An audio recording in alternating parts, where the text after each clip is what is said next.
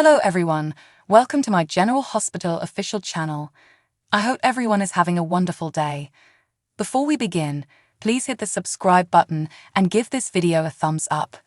Today on General Hospital, Esme admits she has emotions for Spencer, Adam develops feelings for Joss, and Finn and Liz go on a romantic retreat.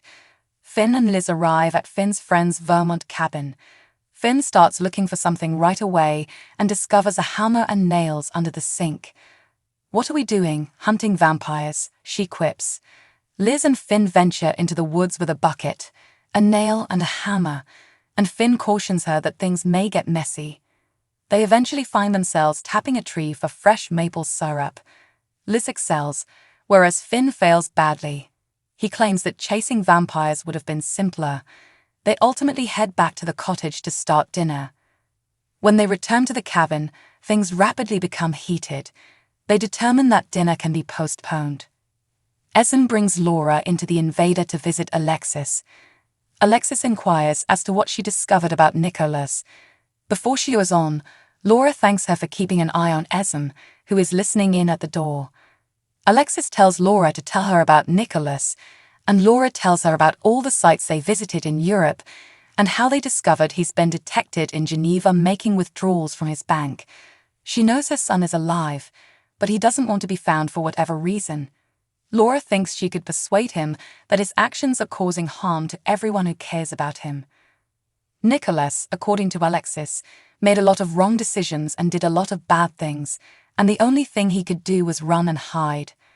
Laura asks Alexis what charges would be filed against Nicholas if he returned. Alexis claims Esme doesn't recall, which works in his favor, and all they have is Liz's statement. To be honest, she doesn't see him facing charges. Laura wishes he knew, but Alexis believes it wouldn't make a difference. Alexis reveals that Nicholas took pride in being a decent father and son, but he realizes he botched it and wounded those he cares about. She believes that the only thing they can do is let him figure things out and return when he is ready. Laura only wants he'd return soon to meet his baby boy. Laura finds it amusing that she can't bring her son home, but her brother has returned, and she'd like to be rid of him. Alexis hadn't intended to bring up Cyrus or the miscarriage of justice. Laura is divided because she believes in rehabilitation, but is unsure whether it is possible with Cyrus or whether he really deserves to be released. Alexis mentions that the judge thought so.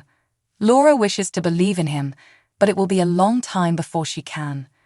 Alexis inquires as to whether she believes in his religious conversion. Laura isn't sure and wants Martin's opinion.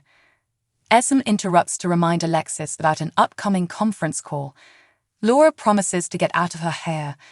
Before leaving, Alexis asks Laura if she knows Judge Kim, but Laura does not.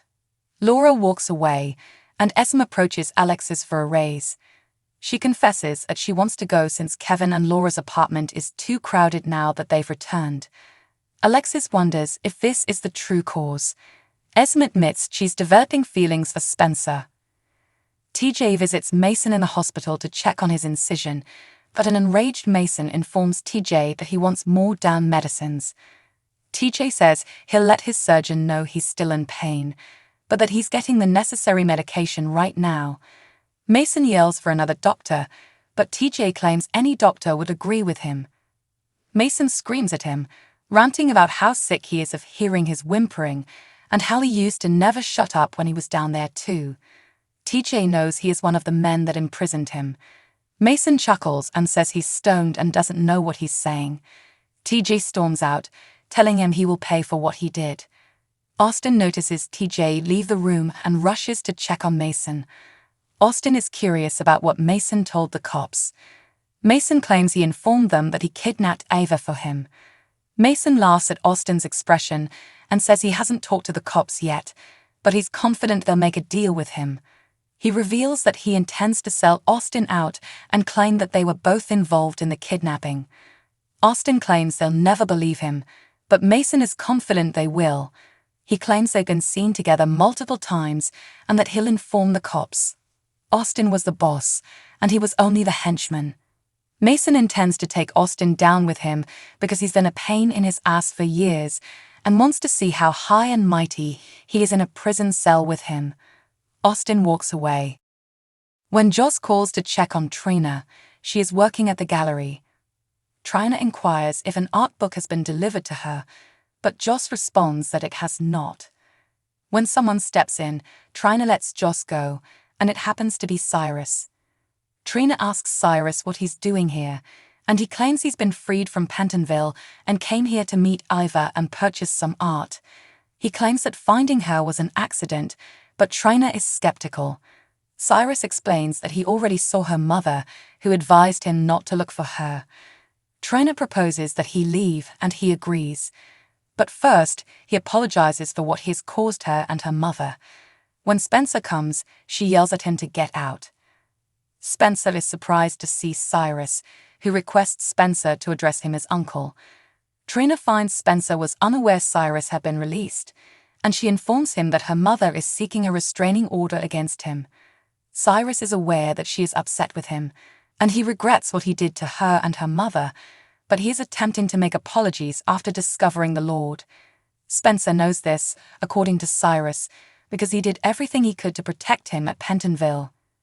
Spencer acknowledges that Cyrus looked for him while inside, but what he did to his grandmother, Trina, and Portia was terrible. Cyrus notices the turtle dove on the desk and says he gave them to Spencer to give to her, which makes him happy. Trina refuses to engage him in small talk after what he did, reminding him that he threatened to kill her and her mother, and she will never forget that. Cyrus claims he is not asking her to forget, but rather to forgive, as the Holy Book instructs. Trina claims she does not forgive him and would call the cops if he comes near her again. Spencer informs Cyrus that it is time to depart. Before leaving, Cyrus says he owes Trina an apology and invites her to seek his assistance if she ever needs it. She says she will never ask him for anything and will go. Trina sobs in Spencer's arms after he leaves. She believes she should not have given him such control over her, and she vows never to be a victim again. Spencer compliments her on her performance and virtually kicks him out. Trina requests that Spencer not tell anyone, notably her mother and Curtis, about her breakup with Cyrus. He vows not to tell anyone, and she plainly knows how to look after herself. Joss and Adam study for an upcoming organic chemistry exam in Joss' dorm, smiling at one another as they go over their notes. Joss is pleased by Adam's intelligence. When the topic of medical schools comes up, Adam already has a list of colleges that his parents want him to attend. Joss hasn't really considered that far ahead, and she's now focused on finishing school and then seeing what happens after. Adam is amazed that her parents, as she claims, back her in this endeavor. He acknowledges he has no idea how that feels. Later, Dex comes by, and Adam appears dissatisfied. Joss claims Dex is saving her from studying, while Adam believes they could benefit from a few more hours. Joss insists on getting some fresh air, so Dex offers her to accompany him on a trip upriver to dock Sunny's boat for the winter. Adam and Joss schedule another study session before she leaves. Adam becomes depressed when Dex and Joss leave. TJ walks into Jordan's office and informs her that he has just heard Mason Gatlin is the one who kidnapped and imprisoned him.